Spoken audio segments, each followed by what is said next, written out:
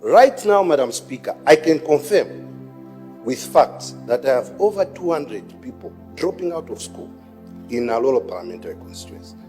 Now, my clarification to the Honorable Minister is that you have seen that Western Province for 3 years is the last number 10 in grade 12, which used to be number 1. The secondary schools, Madam Speaker, in Western Province were last built before independence. Holy Cross, St. John's, Kambule, Kalabo Secondary. We've not had new secondary schools post-independence. So this is the problem we're facing, Honorable Minister. How are we going to salvage these dropouts who existed even before this new curriculum? We support it, we know it's competence-based, but our people are dropping out of school. How do we salvage this when the secondary schools are already a few? Madam Speaker, I thank you. Thank you. The Honorable Minister of Education. I'm not quite sure whether maybe because I was not there. So they never built any secondary schools. For 10 years, there was no secondary school was built. Zero. Yeah, this is why I've indicated here, let those, the basic schools will be upgraded into secondary, besides us building new schools. You know that I'm building one big secondary school in Nyon, and it will finish. Okay, I've already put money in there, so you can see that we are trying to be fast forward ourselves. Yeah, okay. In the first place, I want to make it clear that I respect Honorable Imanga wa Munyima, the MP for Nalolo constituency. But right now, I'm a bit disappointed with him. Reason being that the Honorable has failed to be honest with himself. Is the Honorable Member of Parliament for Nalolo in order to say there has never been any new secondary school that has been built in Western Province after independence? Honorable, are you telling the truth that there has never been any new secondary school that has been built in Western Province after independence? Are you being honest with yourself? Okay, I'll come back there. Let me talk about the Minister of Education. In his statement, as he was responding to the MP for Nalolo, the Minister of Education said something that caught my attention. This is what he said, and I quote, "So they never built any secondary schools these. For 10 years, there was no secondary schools built." Now, I want you to think critically as a Zambian. Who are those people the minister is talking about who could not build any secondary school in Western Province for 10 years? Guys, let's think.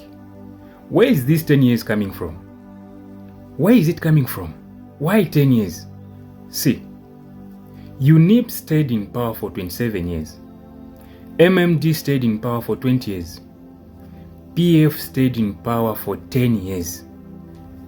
Are you now thinking what I'm thinking? This should tell you that there is so much hate towards the PF from the UPND. And this is very, very, very dangerous. We cannot be living like this. This is dangerous. Just imagine. The minister failed to blame UNIP, which stayed 27 years in power.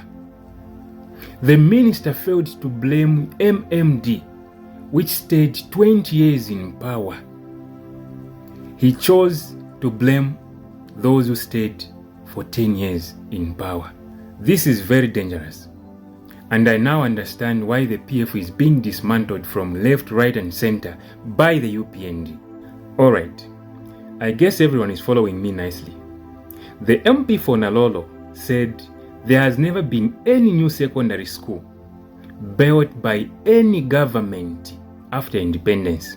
And the minister said for 10 years they could not build any secondary school in Western Province, which means the PF who stayed in power for 10 years could not build any secondary school in Western Province. Now, since this seems to be about the PF, I am going to read an article which was written in 2020 by Bangwenavile about the projects the PF was doing in Western Province.